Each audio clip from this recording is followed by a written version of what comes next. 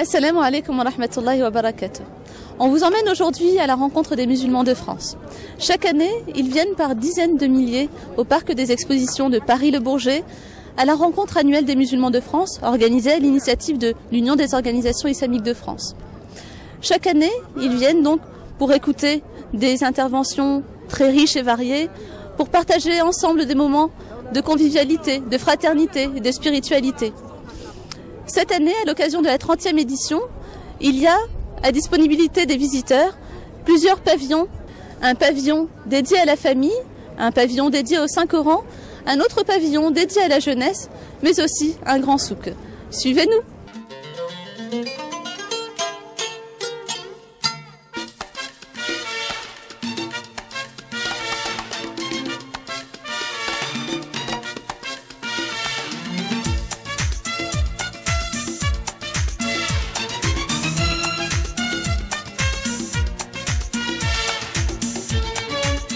Moi je m'appelle Amina, je suis secrétaire générale de EMF. Donc EMF c'est une association étudiante, c'est Étudiants Musulmans de France.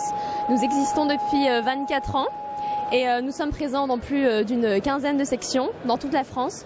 Donc en fait c'est une association faite par les étudiants pour les étudiants. Nous sommes là présents pour animer les campus universitaires. Nous travaillons sur plusieurs pôles. Donc tout d'abord, nous faisons du culturel en organisant des conférences, des débats, des sorties culturelles.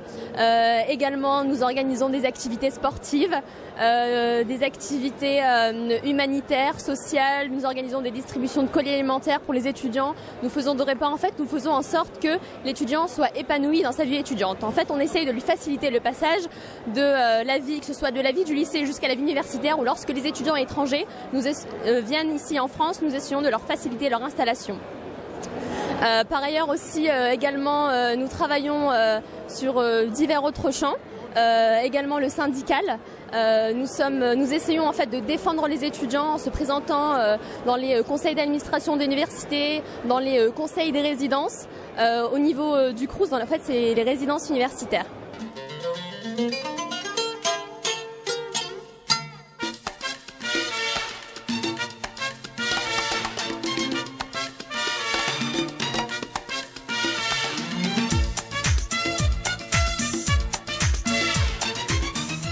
Salam alaikum, je suis Wael Abdelhamid, porte-parole de l'association Salam à Sciences Po.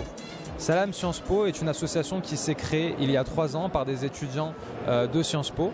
On était 10 amis entre part au départ, voilà, donc c'est un groupe d'amis étudiants qui avaient l'ambition de faire siéger l'échange à Sciences Po et de poser le débat d'une autre manière dans cette grande école. L'idée c'était que Sciences Po, qui comme vous le savez est une université, ou plutôt une grande école, qui est l'université, la première université en sciences humaines et sociales en France, dans laquelle tous les présidents de la République, de la 5e République sont passés.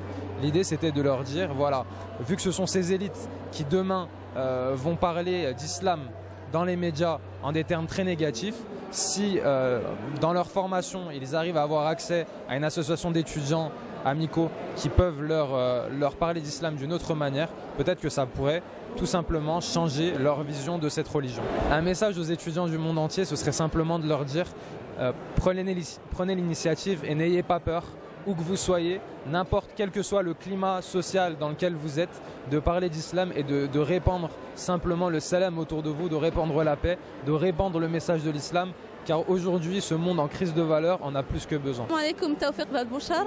Vous êtes président de l'association Rénovo. Dites-nous en quelques mots, quel est l'objet de cette association? L'objet de l'association est d'aider les élèves méritants de la communauté musulmane, faisant partie de la diversité, à accéder aux grandes écoles. Vous êtes présent aujourd'hui et pendant donc, les 4 jours de la rencontre dans le pavillon jeunesse. Que vous apporte cette participation?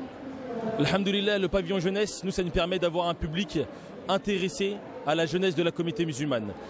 On était présent déjà l'année dernière, la première, et on est présent aujourd'hui la 2e, et on sera présent à la 3e et Inch'Allah à la 4e. Et sincèrement, ça nous permet d'être sur le terrain, de voir des familles, de voir des enfants. Parce qu'en définitive, Rénovo, c'est ça notre fonction, c'est aider les enfants.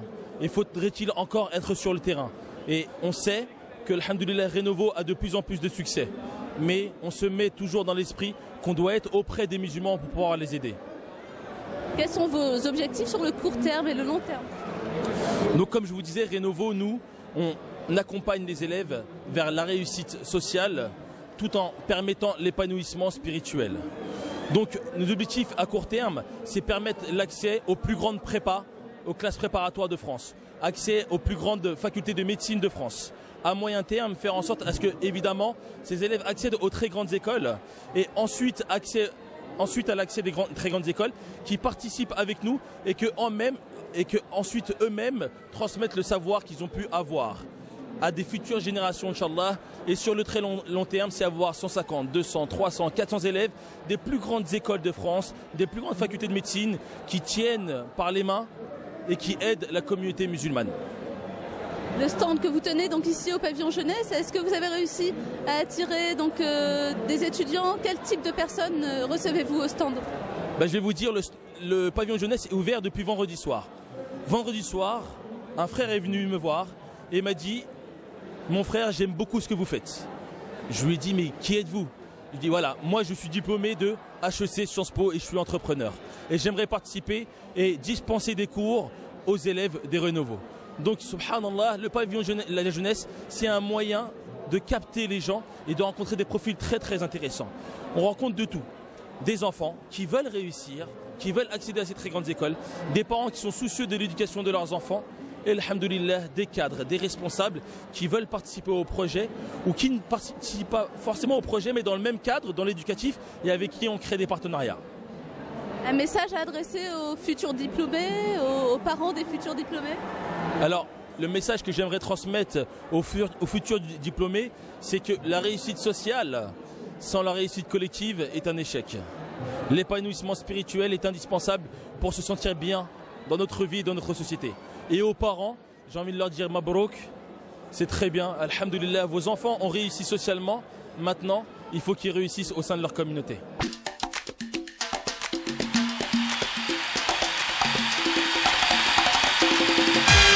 Salam alaikum, Saïfeddine. Donc nous sommes face à l'entrée du pavillon jeunesse, un pavillon donc qui est sous votre direction.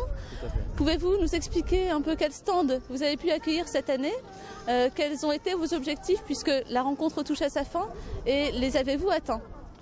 Alors, nous avons décidé de créer le pavillon jeunesse en fait. C'est un projet qui est porté par l'association Jeunes Musulmans de France et les étudiants musulmans de France. Donc c'était un besoin de la part des jeunes d'avoir un espace qui leur est propre. Donc on a construit cet espace autour de 3 axes principaux, 3 mots, qui sont la conscience. Alors pourquoi la conscience? La conscience de soi, la conscience des autres, la conscience de ma spiritualité, de ce que je suis, de ce que je dois apporter. De la conscience, on passe à l'action. Donc l'action pour agir, changer les choses, faire le bien, et de l'action à l'ambition. Donc le 3e mot pour nous, c'est l'ambition. Une ambition pour l'avenir, une ambition de faire le bien, de changer les choses. Donc voilà, 3 mots qui sont très importants pour les jeunes. Et on a créé cet espace pour atteindre ces 3 mots, ces 3 objectifs. Donc on a déployé pas mal d'espace pour balayer le large panel d'activités qui peuvent intéresser les jeunes. Et quand je dis jeunes, c'est jeunes dans sa tête, c'est de 18 à 40 ans. Donc on s'est concentré sur la spiritualité, jeunesse et spiritualité, sur l'art, la culture, les médias. On s'est concentré sur l'humanitaire, sur la place de l'entreprise, de l'entrepreneuriat chez les jeunes, sur les expositions artistiques. On a aussi un espace de conférence qui est dédié aux jeunes avec des problématiques qui les touchent, des problématiques politiques, d'engagement citoyen, de société, un café-débat sur diverses questions et avec des échanges très vifs entre le public, les jeunes et les conférenciers. Vraiment, c'est un espace d'échange, de débat, de dialogue, d'ouverture, de découverte. Et cette année, on avait une grande nouveauté, c'est le village européen. On a reçu 10 associations qui sont venues de partout en Europe pour venir nous présenter un petit peu leur culture, leur manière de vivre l'islam dans leur pays, leur engagement, comment ils étudient, comment ils travaillent. Et voilà, c'était un beau moment d'échange. Et vous attendez-vous à autant d'affluence? Écoutez, on est agréablement surpris. Pour une première édition, l'année dernière on a fait une édition 0. Cette année on a lancé la vraie première édition, il y avait beaucoup de monde. Ça a beaucoup plu aux personnes, on a pu discuter un petit peu, avoir des retours qui étaient très très très positifs. Et alhamdoulilah, c'est ce qui compte pour nous, c'est qu'il y a eu cette émulsion, cette alchimie qui s'est passée entre les gens. Ils ont vraiment apprécié le contexte qui change un peu par rapport aux autres espaces de la RAMF. Vraiment cet espace de dialogue et de partage, et ça on l'a vraiment ressenti. Et voilà, on a hâte d'être à l'année prochaine. Donc Saïfeddine, vous êtes également président de l'association JMF dans la localité de La Courneuve, donc je suis président de l'association des jeunes musulmans de France à la Courneuve. C'est important pour vous en tant que jeune de participer activement à l'élaboration au bien-être des musulmans, des citoyens musulmans français? Pour nous, c'est primordial. Tout le sens de notre engagement, c'est ça. C'est être au service des autres, au service de la communauté musulmane, mais aussi au service de l'humanité de manière générale. Donc toutes nos activités touchent un public qui est très large parce que le musulman, il est bon envers tout le monde. Il est bon envers les musulmans qui sont les gens qui partagent les mêmes convictions que lui, mais il est bon envers les êtres humains parce qu'on est tous des êtres humains et une grande famille de l'humanité. Donc voilà, nos actions se dirigent envers tout le monde et on est là à la rencontre annuelle des musulmans de France, comme on est là tout au long de l'année dans nos quartiers et là où on habite pour aider les gens. Un bilan peut-être? Bilan très positif, on va attendre le retour d'expérience un petit peu, on va récolter les bilans, les avis, les remarques pour améliorer le concept et Inch'Allah l'année prochaine faire quelque chose d'encore plus grand, de meilleur et de plus pertinent. Inch'Allah. Salam alaikum. Comment tu t'appelles? Faten. Faten. Tu as quel âge Faten? 7 ans et demi. 7 ans et demi, machallah. Et tu es venue avec qui aujourd'hui? Ma mamie. Ta mamie? Tu as acheté quelque chose aujourd'hui? Oui, des bonbons, un ballon et puis j'ai fait du poney. Tu as fait du poney? C'était bien? Oui. J'ai acheté un livre de Mohamed Rasulullah. Et j'ai acheté un livre aussi. Un livre? Un livre qui parle de quoi? Du prophète. Oui. Et tu connais quelques sourates? Oui. Tu vas à l'école coranique? Oui. Combien de sourates tu connais? Au moins 3 ou 4. Tu veux bien nous en réciter? قل هو الله أحد الله الصمد لم يلد ولم يولد ولم يكن له كفوا أحد. Barakallah fik Faten. Tu veux dire un mot aux gens qui te regardent? Je suis très contente de pouvoir être passée à la télé pour pouvoir dire ce qui s'est passé. Et on va chanter une chanson. Il n'y a de Dieu qu'Allah. Il n'y a de Dieu qu'Allah. La ilaha, la ilaha, la ilaha, Muhammad, la masha'a. Voilà. Vive les musulmans de France.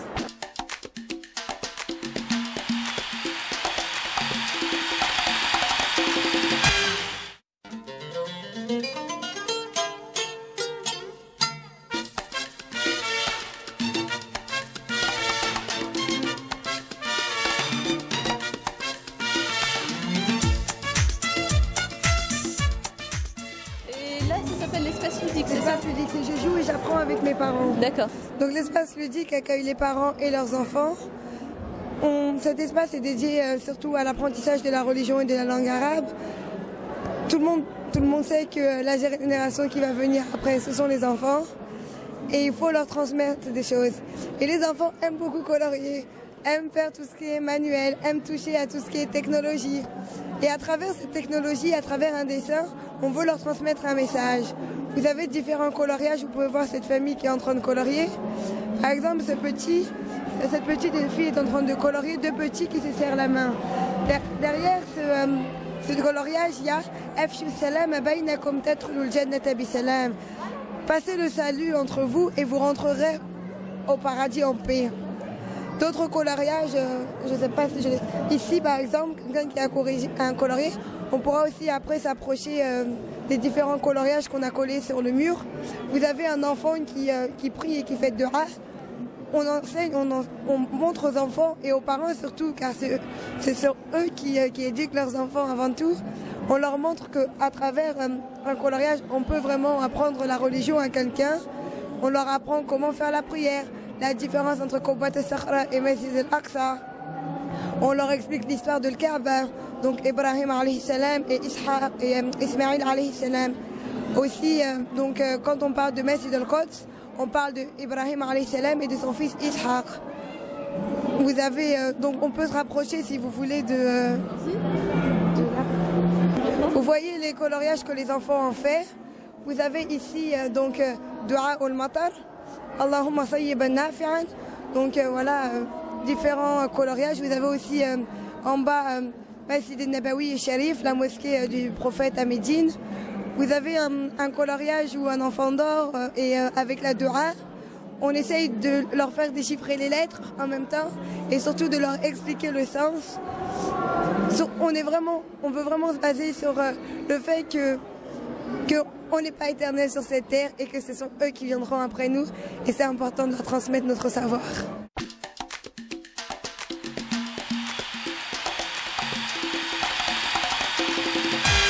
La rencontre annuelle des musulmans de France, c'est aussi des espaces de débat, d'échange autour de thématiques comme celle-ci, ici, autour de la famille. Et nous avons donc Nawalzine, qui est responsable de l'espace famille. Nawalzine, salam alaikum. Wa alaikum salam wa rahmatullahi wa barakatuh. Pouvez-vous nous expliquer donc l'objet de cet espace famille? Avez-vous atteint vos objectifs? Absolument, alhamdulillah, on a commencé vendredi, ça a duré samedi, dimanche, on est dimanche soir. Nous avons eu un grand nombre de personnes qui sont passées avec un débat, une conférence, café-débat autour de thématiques sur le vivre mieux de la famille, afin d'améliorer justement tout ce qui concerne la vie de famille, la vie de couple et l'émancipation aussi de la femme. Donc il y a eu des conférences, n'est-ce pas? Autour de quelle thématique par exemple? Alors il y a eu le mariage de A à Z avec Dr Adel Zaid qui nous est venu spécialement du Koweït. Nous avons eu Eric Van Dorp qui est psychologue sur le choix du conjoint, pourquoi je n'arrive pas à trouver chaussures à mon pied.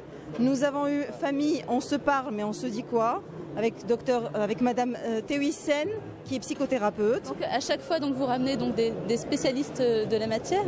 Est-ce que ça a un lien avec avec tout ce que l'on entend, tous les débats de société actuellement autour de la famille justement? Est-ce que vous avez choisi ces sujets-là en fonction de ces sujets sociétaux? Oui et non. La famille, de toutes les manières, c'est une structure importante dans la religion musulmane et il fallait que ça soit débattu de manière spécifique et qu'il y ait un espace dédié à la famille. On n'est pas forcément dans la réactivité par rapport à ce qui se passe. Pour avoir un individu productif dans la société et dans notre société française, pour avoir un bon citoyen, il faut que la famille qui produise justement ce citoyen soit au mieux d'elle-même, qu'elle puisse vivre en parfaite harmonie au sein de la société. Donc c'est pour cela que cet espace famille a été mis en place cette année pour justement célébrer la 30e année des rencontres des musulmans de France. C'est en quelque sorte une sorte de cadeau d'anniversaire que vous faites aux visiteurs? Absolument, puisque c'est nouveau, c'est la première édition et ça a été très très bien accueilli. La majorité des gens qui venaient à l'espace famille nous disaient pourquoi il n'y a jamais eu ça avant. On est vraiment ravis du retour. Alors on a eu bien sûr un espace famille où il y avait des conférences, un espace dédié aux conférences, un espace un peu plus intimiste avec des cafés-débats où on offrait justement aux visiteurs la possibilité de débattre de façon un peu plus intimiste avec un conférencier autour d'un café ou d'un thé, c'était au choix. Et puis il y avait aussi des box qui étaient individuelles pour avoir justement, on ne va pas appeler ça une consultation, mais plutôt un consulting conseil. Alors il y avait des psychothérapeutes, un sexothérapeute, des psychologues, il y avait dentistes. Moi-même je suis dentiste, donc on a pu également j'ai pu donner des conseils autour de tout ce qui est dentaire. On a eu une gynécologue, on a eu Dar al-Fatwa qui se sont déplacés pour nous. Voilà, donc on a eu tout ça parce qu'on estime quand même que vivre bien, vivre et être un bon citoyen passe par justement la première cellule qui se forme, un couple qui devient ensuite parent et qui s'agrandit en produisant justement de bons citoyens. Nawel, on vous souhaite une bonne continuation dans tous ces magnifiques projets. Merci beaucoup. Salam alaikum, Dominique Tewissen. Vous êtes psychothérapeute. Ce n'est pas la première fois que vous assistez à la rencontre annuelle des musulmans de France.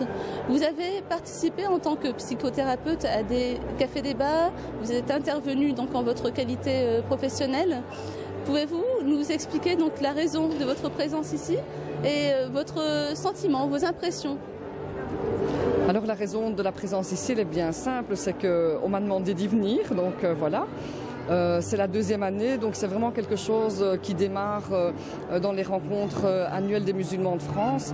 C'est l'idée de faire intervenir d'autres personnes, d'autres spécialistes que des spécialistes religieux, justement pour permettre à la communauté arabo-musulmane de démystifier tous les métiers psy, on va dire, et parce qu'on sent aussi qu'il y a une énorme demande de la part des gens. Et donc il y a eu une première amorce l'année dernière, et puis cette année ça s'est fait de façon beaucoup plus large ici à l'espace famille. Et voilà. Vous sentez qu'il y a une certaine frilosité par rapport à ce domaine de psychologie, psychothérapie ? Oui et non, c'est-à-dire qu'il y en a eu une pendant très longtemps, comme dans la majorité des cultures finalement. Et ici, ce dont on se rend compte, c'est que oui, bien sûr, il y a des gens qui restent réfractaires à la psychologie, comme parmi toute la population de France ou d'Europe, mais qu'en même temps, il y a une énorme demande, il y a une énorme attente d'avoir des réponses aux questions, d'avoir un regard sur les difficultés que les gens vivent et d'avoir vraiment des pistes pour vivre mieux, on va dire. C'est ce que vous avez constaté en venant ici à la rencontre ? Oui, bien sûr, c'est quelque chose que je constate. Je donne des conférences très régulièrement dans les mosquées pour les associations musulmanes en France et en Belgique.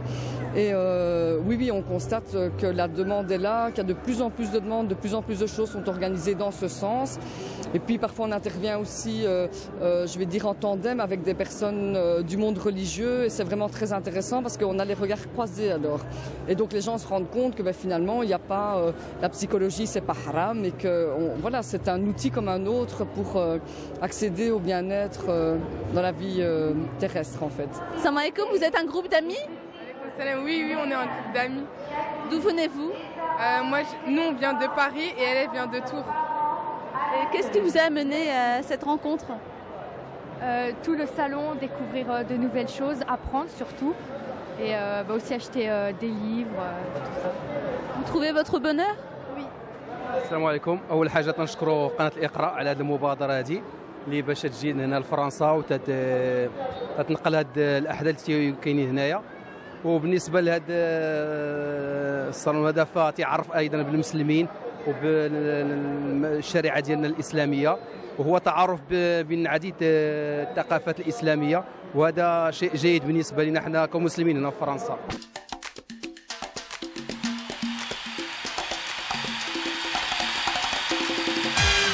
Salam alaikum. Vous appelez comment ? Mohamed. Mohamed, depuis combien d'années venez-vous à la rencontre annuelle des musulmans de France ? Là, je pense que ça va être la 5e fois où je viens en famille et avec des amis dans le rassemblement annuel des musulmans de France.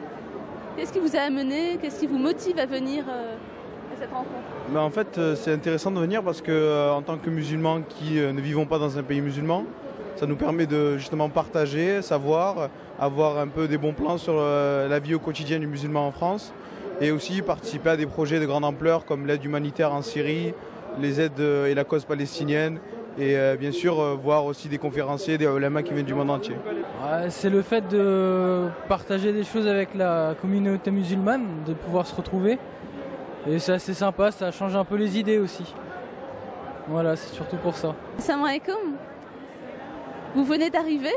Oui, c'est la première fois. Je trouve que c'est magnifique et c'est très intéressant pour nous, les musulmans qui sont là. Et il y a de tout, c'est bien organisé et c'est tout. Vous avez trouvé votre bonheur ? Ah oui, sûrement. Il y a de tout. Il y a la mosquée pour faire la prière, il y a des restaurants, il y a des stands, il y a les salles de conférences, il y a plusieurs, c'est comme Tariq Ramadan, il y a Amr Abdul Kafi, c'est très très intéressant. بذكر نحن بنجي كل سنة لهيدا المؤتمر مشان نشجع التوحيد المسلمين ونبين انه نحن ايد وحدة ومترابطين مع كمسلمين بجميع الدول العربية والمسلمة. المعرض فيه كل ما يحتاجه المسلم الشاب والمسلمة الشابة في أوروبا. هناك مطاعم، يعني الإنسان يأتي بدون أن يأتي معه بأكل. هناك مطاعم تونسية، مغربية، جزائرية، سورية، من جميع البلدان. هناك فيه يعني مكاتب لجميع ما نحتاجه من الكتب المترجمة باللغة العربية واللغة الإنجليزية واللغة الفرنسية لجميع العلماء. هناك فيه يعني دار فتوى لكل ما نود أن نسأل فيه فيما يخص الدين. جزاكم الله عنا كل خير. بارك الله فيكم. Donc vous êtes venus en famille? Oui, on est ravis d'être là. On parle avec elle. Et... Non, oui. Tu as quel âge? 14 ans. Ça va, ça te plaît? Qu'est-ce qui t'a motivé à venir ici? Bah, au départ, c'était censé être une surprise, donc je suis venue et puis voilà. Ah, c'était une surprise? Une surprise faite par ton papa? C'est papa, ouais. Voilà. Bah, déjà, c'est pas mal déjà ce qu'ils font pour nous déjà. Donc, on n'arrive pas déjà à montrer à nos enfants c'est quoi la religion. Donc, vraiment, je suis très ravi de ce centre. Mes enfants, ils vont comprendre déjà c'est quoi déjà. Vraiment, c'est un plaisir d'être ici, là, et surtout pour mes enfants. Je suis très content déjà pour mes enfants. Assalamu alaikum. Donc c'est la première fois que tu viens à la rencontre annuelle des musulmans de France. Quelles premières impressions tu peux nous donner? Bah, je trouve ça génial parce que c'est pas souvent qu'on voit ça et j'aime bien. Pour l'instant, j'aime bien. Ouais, c'est bien. Qu'est-ce qui t'a attiré? Bah, j'en ai entendu parler et ce qui m'attire, c'est le fait qu'il y ait quelque chose qui est organisé comme ça pour les musulmans. Je trouve ça... C'est ça qui m'a attiré. Cela fait plusieurs années que vous venez à la rencontre annuelle des musulmans de France. Qu'est-ce qui vous donne cette motivation pour venir d'année en année? Est-ce que c'est la thématique? C'est l'ambiance que vous y trouvez? Oui, l'ambiance, en fait, alhamdoulilah, ça se passe très bien. À part que cette année, bon, il n'y a pas Sha'arif, on est un peu déçus. Mais donc, alhamdoulilah, khir. Donc voilà, tous les ans on vient, mais alhamdoulilah, tout se passe très bien. Donc voilà. C'est une rencontre, on voit tous les musulmans de France ou même d'ailleurs, donc alhamdoulilah. اللي شاركوا في المعرض الله يرحم والديهم وربي يعينهم على إطاعة ربي في كل شيء. Qu'est-ce que vous venez chercher dans cette rencontre? والله كل شيء نشوفوا الكتب الكتاب نشوفوا نتاع سوريا أكثر سوريا هي اللي معناتها ما شاء الله في اللبسة يعني الحاجات ماك تعرف نحبوا الأناقة والكل.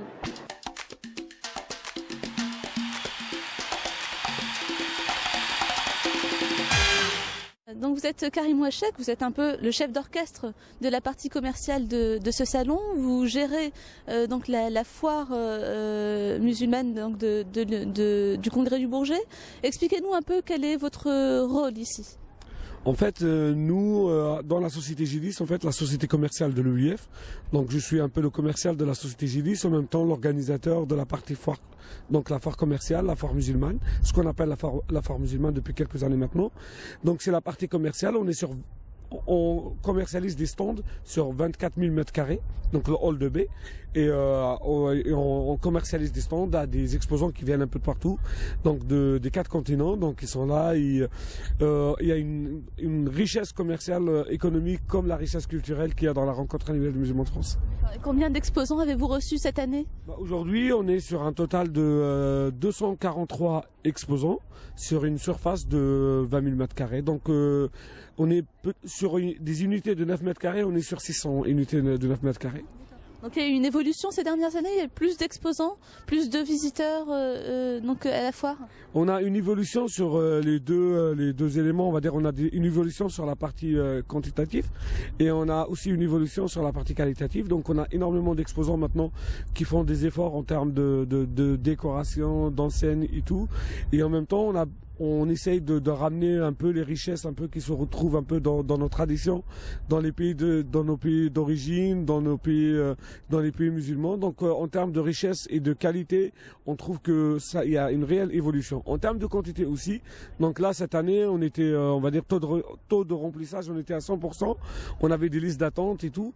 Donc on est assez content de la présence de ces exposants là. Sofiane, salam alaikum de nouveau. Salam alaikum ma sœur. Explique-moi un peu le rôle des médiateurs. Alors déjà, je voulais juste faire une petite rectification. La commission s'appelle Accueil et Médiation. Donc la première étape, elle a un rôle essentiel, c'est d'accueillir les personnes qui arrivent. On a un rôle d'accueillir nos invités qui sont là pendant 4 jours. Donc là, l'essentiel consiste à les aider premièrement à faire la queue, parce que c'est très compliqué, à les aider à mettre le bracelet et aussi à leur distribuer un sac qui contient des documents, des brochures de nos partenaires. Ça, c'est la première étape. La deuxième étape, c'est la médiation. qui consiste à résoudre les problèmes récurrents. Par exemple, j'ai perdu mes clés, mon fils je l'ai perdu, je sais pas où je dois y aller par là, je dois aller par là. Donc on essaie de résoudre les petits quotidiens, les petits tra-tra-tra de la vie. Ça reste toujours des petits problèmes, comme j'ai perdu mon badge, je sais pas où aller telle salle, mais alhamdoulilah, après ça se passe toujours bien. Oui, la même chose. Donc ce serait une expérience à refaire? Oui, Inch'Allah, oui. Rendez-vous à l'année prochaine alors? À l'année prochaine, Inch'Allah.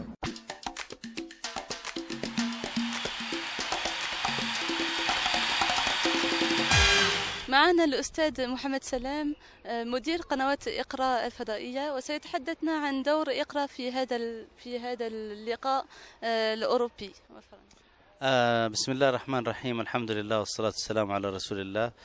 الحقيقة أن قنوات إقرأ سعيدة جدا بالمشاركة في هذا الملتقى 30 لمسلمي فرنسا الذي نظمته اتحاد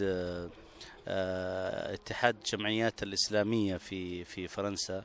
واللقاء الحقيقة لقاء جميل ورائع ومبهر، في كثير من التنظيم وكثير من المزايا الجميلة، فيه رقي في التنظيم، رقي وإبداع في برامجه وفي التغطية الإعلامية وفي تنظيم الأنشطة الجانبية، المحاضرات وغيرها. وتشرفت إقرأ برعاية هذا المهرجان رعاية حصرية، وتم نقل كل فعاليات وجلسات المهرجان على الهواء مباشرة على قنوات إقرأ العربية وقنوات إقرأ الدولية. وربما كانت ساعات البث تجاوزت 50 ساعة طوال 4 أيام. اليوم الأول كان حوالي 7 ساعات، واليوم الأخير كان حوالي 6 ساعات، واليومين الثاني والثالث كان حوالي 16 ساعة يوميا. وهذا إنجاز وشرف كبير لقناة إقرأ أن تساهم في نقل هذا الحدث الرائع. مشاهدي قنوات إقرأ في أوروبا عموما وفي فرنسا خصوصا لهم حق كبير على قنوات إقرأ. من أعلى الدول التي تشاهد القنوات قنوات إقرأ طبعا مسلمي فرنسا وطبعا مسلمي فرنسا ومسلمي أوروبا، وخصوصا المسلمين في شمال أفريقيا.